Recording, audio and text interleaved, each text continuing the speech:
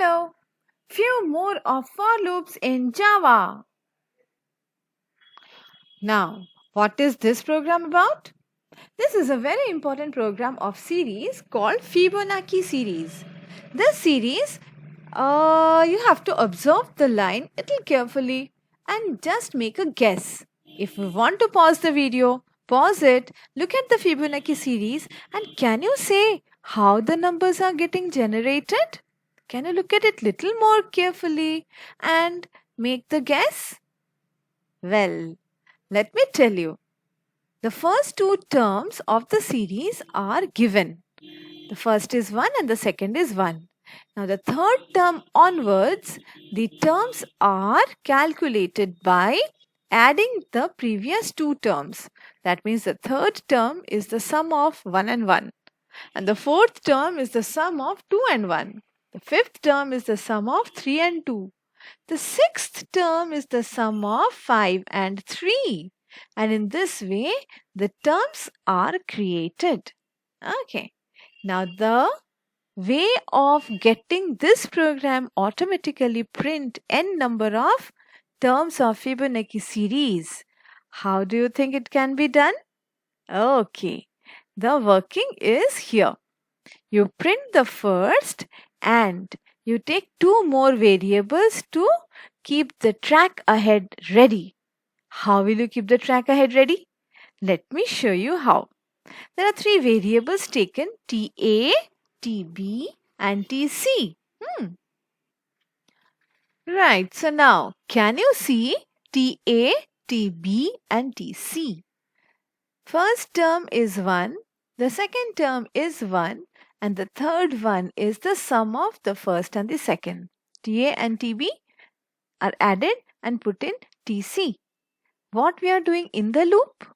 In the loop, the first term is printed and is modified. How is it modified?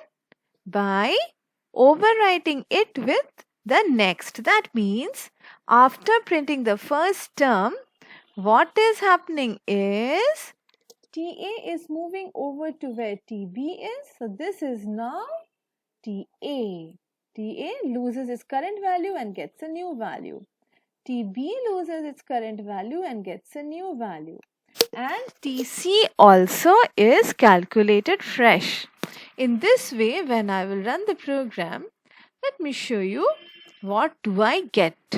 When I will run the program, you will get a hint of how the overwriting is ruling. Let us choose a value. Let me choose 7 number of terms. So let n be 7. If I enter 7, what do I get? Here is the series 1 and 1 and then 2, then 3. You see, 1 is getting printed from TA and then TA is overwritten by TB, which is also 1. TB is overwritten by TC, which is 2 and TC is overwritten by the value of the next, which is 3, which is 2 plus 1. Now, when the loop will go back for the next term number, what will happen is the new value of TA will get printed, which is say 1. And then the new value of TB will overwrite TA.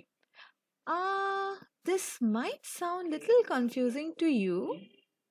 So, I'll prefer showing you one more similar example. So, remember that here you will have to come back after seeing that. So, I think you will have to see this video more than once. Yes.